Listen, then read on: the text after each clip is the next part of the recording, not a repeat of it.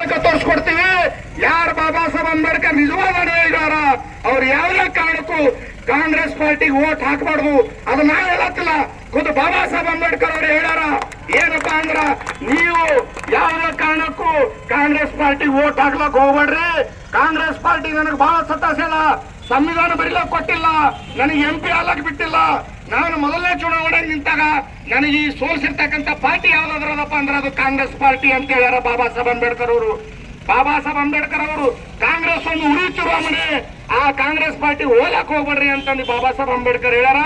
ಅದಕ್ಕ ಗುರುಮಿಟ್ಕಲ್ನಲ್ಲಿ ಇರ್ತಕ್ಕಂಥ ಎಲ್ಲ SC/STಗಳು ಏನು ಗಾಂಧಿ ಪರವಾಗಿದ್ದೀರೋ ಏನು ಬಾಬಾ ಸಾಹೇಬ್ ಅಂಬೇಡ್ಕರ್ ಪರವಾಗಿದ್ದೀರೋ ಅಂತಕ್ಕಂಥದ್ದು ಈ ಎಲೆಕ್ಷನ್ ಅಲ್ಲಿ ನಾವು ಸಾಬೀತು ಮಾಡಬೇಕಾಗ್ಯದ. ಅದಕ್ಕ ಗುರುಮಿಟ್ಕಲ್ನ ಎಲ್ಲ SC/ST OBCಗಳು ಯಾವುದೇ ಕಾರಣಕ್ಕೂ ಕಾಂಗ್ರೆಸ್ ಪಾರ್ಟಿಗೆ ವೋಟ್ ಹಾಕಲ್ಲ. ಅಂದ್ರೆ 55 ವರ್ಷ ಅವರಿಗೆ ಅಧಿಕಾರ ಕೊಟ್ಟು ಸಾಕಾಗ್ಯದ. ಅವ್ರಿಗೀಗ ಮನೆ ಕೂಡಿಸ್ಬೇಕಾಗ್ಯದ, ಅವರ ರಾಜಕಾರಣ ಸೊಕ್ಕ ಮುರಿಬೇಕಾಗ್ಯದ.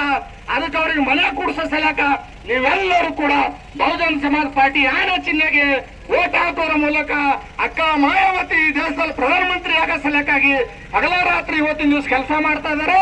ಅದಕ್ಕೆ ಅಕ್ಕ ಮಾಯಾವತಿಗೆ ದೇಶದ ಪ್ರಧಾನಮಂತ್ರಿ ಮಾಡೋ ಸಲಕ್ಕಾಗಿ ನಾವು ಬಹುಜನ ಸಮಾಜ ಪಾರ್ಟಿಗೆ ಆನೆ ಚಿಹ್ನೆಗೆ ವೋಟ್ ಹಾಕ್ಬೇಕಂತಕ್ಕಂಥ ಮಾತನ್ನು ಹೇಳಿ ನಾನು 2 ಮಾತುಗಳನ್ನು ಮುಗಿಸ್ತೀನಿ. ಜೈ ಭೀಮ್, ಜೈ ಭಾರತ್.